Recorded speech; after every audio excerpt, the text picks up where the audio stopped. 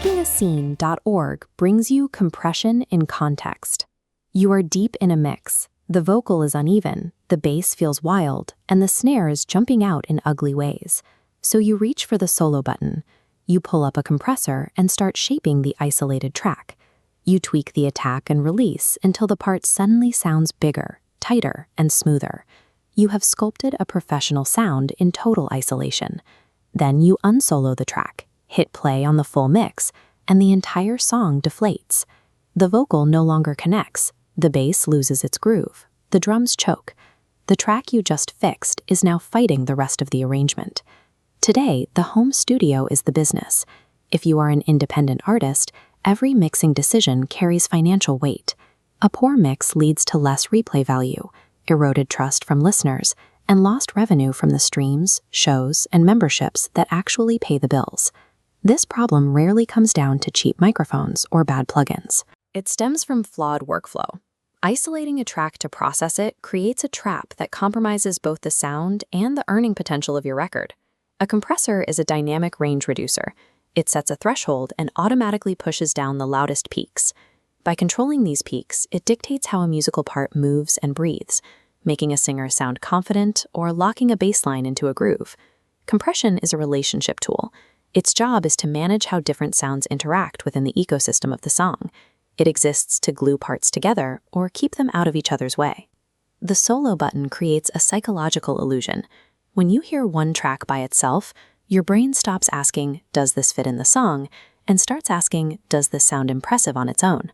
Treating a complex relationship tool like a simple cosmetic polish leads to failure. Judging an interdependent part in isolation destroys the arrangement's natural hierarchy. When you work in solo, you are almost guaranteed to make specific errors. First, you overcompress. In isolation, every little peak feels like a problem, so you clamp down, flattening the sharp transients, like the snap of a guitar pick, that the arrangement needs to cut through the mix. Second, you fall for the loudness lie.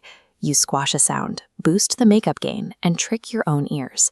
Human perception often interprets louder sounds as better, even when the audio is actually flatter and less musical. Third, you ignore masking.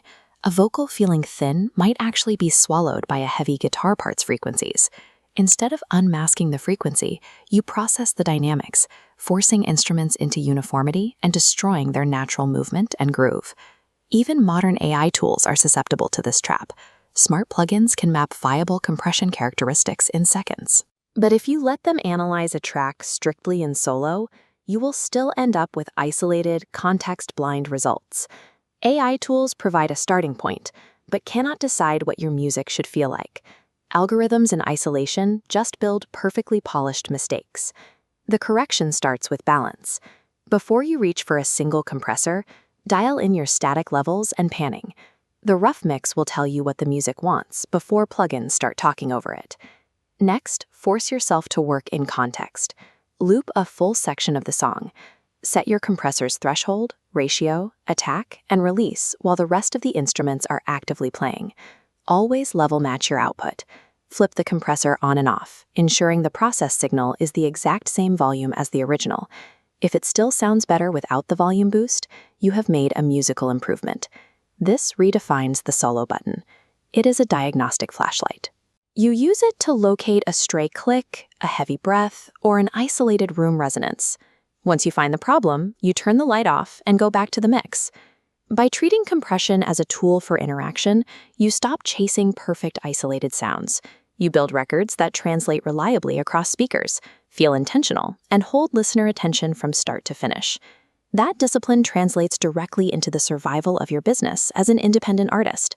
Make sure you check out the other great articles and resources on MakingAScene.org, the place the indie artist goes to build the new music industry.